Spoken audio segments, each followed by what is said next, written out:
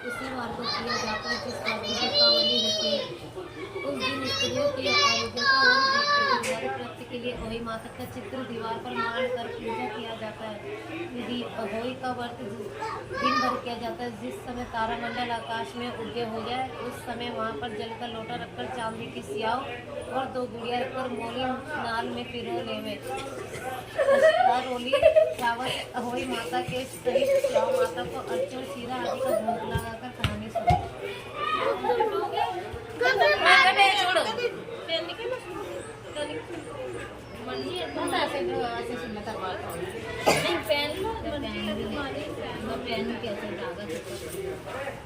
तथा एक नगर में एक साहूकार रहा करता था। उसमें 7 लड़के थे। एक दिन उसकी स्त्री खदान में मिट्टी खोदने के लिए जो भी उसने जाता है कुदाली मारी से ही के बच्चे चोट से सदा के बच्चों ने भुला हो गए। कुदाली मारी क्यों से ही के बच्चे कुदाल की चोट से सदा के लिए सो गए। इसके बाद उसने कुदाल को सियाओं के फूल से तना देखा तो उसे से के मर जाने का बड़ा दुख हुआ, परंतु वह विवश थी क्योंकि यही काम उसने जाने में हो गया था। इसके बाद वह बिना मिट्टी लिए ही खेद करती हुई अपने घर आ गई। उधर जब से अपनी भूरकाल में आए तो अपने बच्चों को मरा हुआ देखकर नाना प्रकार से विलाप करने लगे। ईश्वर से प्रार्थना की कि जिसने मेरे बच्चे को मारा है उसे भी उसी प्रकार कष्ट होना चाहिए। 10 प्रकार स्नेह के श्राप से सेठानी के 7 लड़के एक ही साल के अंदर समाप्त हो गए, अर्थात मर गए।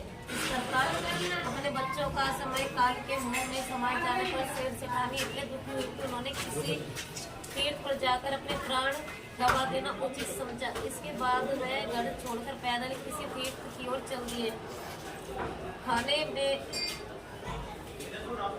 की ओर कोई न ध्यान देकर जब तक उनमें शक्ति और साहस तब तक वे चलते रहे और जब वे उनमें अशक्त हो गए तब अंत में मूर्छित होकर गिर पड़े।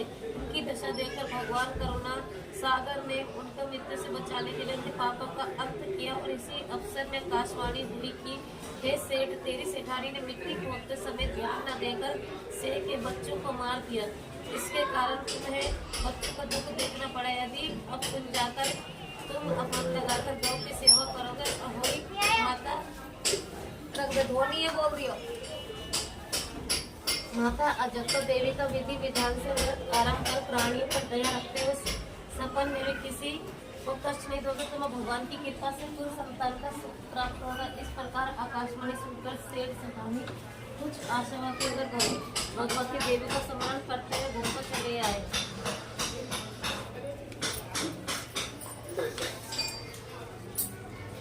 इसके बाद श्रद्धा भक्ति से न केवल अहोई माता का व्रत अपितु गौ माता की सेवा करना भी उन्होंने आराम कर दिया तथा जीवन पर दया रखते हुए क्रोध और देश का सर्वत्र परित्याग कर दिया। ऐसा करने के पश्चात भगवान की कृपा से सेठ सेठानी 7 पुत्र वाले होकर अगणित कोष सहित संसार में नाना प्रकार के सुखों को भोगकर स्वर्गलोक पर चले गए।